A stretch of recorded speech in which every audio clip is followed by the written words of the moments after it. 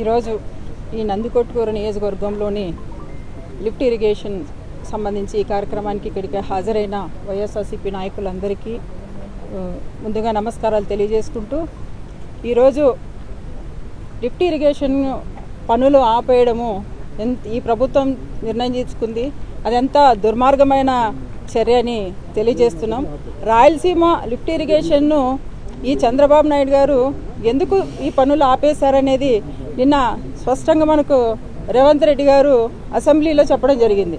ఎందుకు నేను ఎప్పుడైతే చెప్పానో ఆ రోజు మేము క్లోజ్ రూమ్లో ఎప్పుడైతే చంద్రబాబు నాయుడు గారికి చెప్పామో ఆ రోజు మేము ఈ లిఫ్ట్ ఇరిగేషన్ గురించి పనులు రాయలసీమ లిఫ్ట్ ఇరిగేషన్ పనులు ఆపడం జరిగిందని ఆయన డైరెక్ట్గా అసెంబ్లీలోనే చెప్పడం జరిగింది.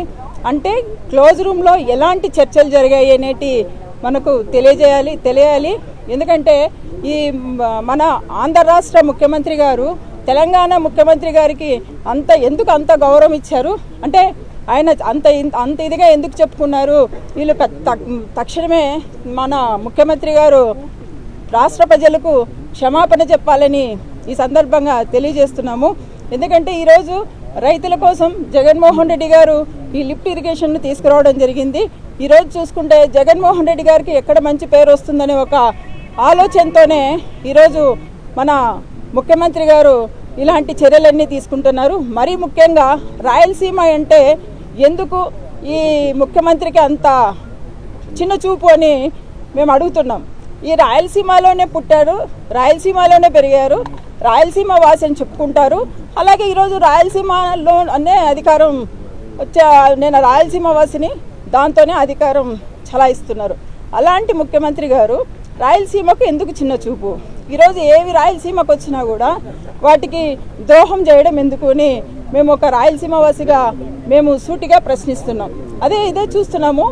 రామానాయుడు గారు చెప్తారు ఇది 2020లోనే ఈ ప్రాజెక్ట్ ఆగిపోయిందని. అదే మేము ఈరోజు చెప్తున్నాం 2020లో కాదు, 2020లో మే 5వ తేదీన జగన్మోహన్ రెడ్డి గారు మళ్ళీ ఈ ప్రాజెక్టును చేయడం జరిగింది. సో పేద ప్రజల కోసం, రైతుల కోసం జగన్మోహన్ రెడ్డి గారు ముందున్నారని తెలియజేస్తున్నాం. మరీ ముఖ్యంగా ఈ సందర్భంగా తెలియజేయడం ఏంటంటే ఈ ముఖ్యమంత్రి గారు రాయలసీమకు న్యాయం చేయాలి.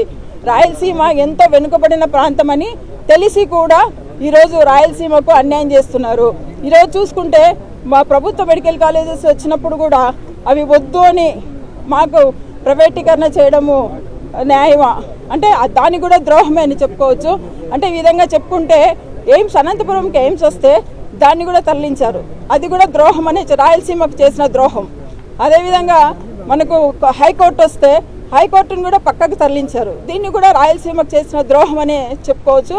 అదేవిధంగా ఈరోజు మనం లిఫ్ట్ ఇరిగేషన్ పనులన్నీ కూడా ఆపడం కూడా రాయలసీమకు చేసిన ద్రోహం కాదా అని మేము ఈ సందర్భంగా అడుగుతున్నాము.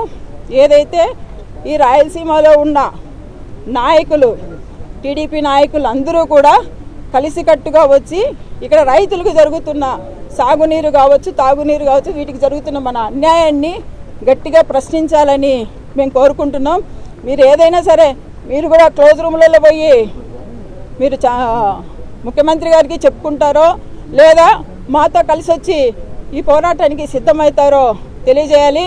ఎందుకంటే మా ప్రభుత్వం ఎప్పుడూ కూడా, మా జగన్మోహన్ రెడ్డి గారు ఎప్పుడు కూడా రైతుల పక్షపాతి. కాబట్టి రైతుల వైపు నిలబడి ఈరోజు మా నాయకులందరూ కూడా ముందుకు రావడం జరిగింది. మాతో కలిసి ఇంకా ఈ కార్యక్రమాన్ని ముందు తీసుకెళ్లాలని కోరుకుంటున్నాం. Thank you.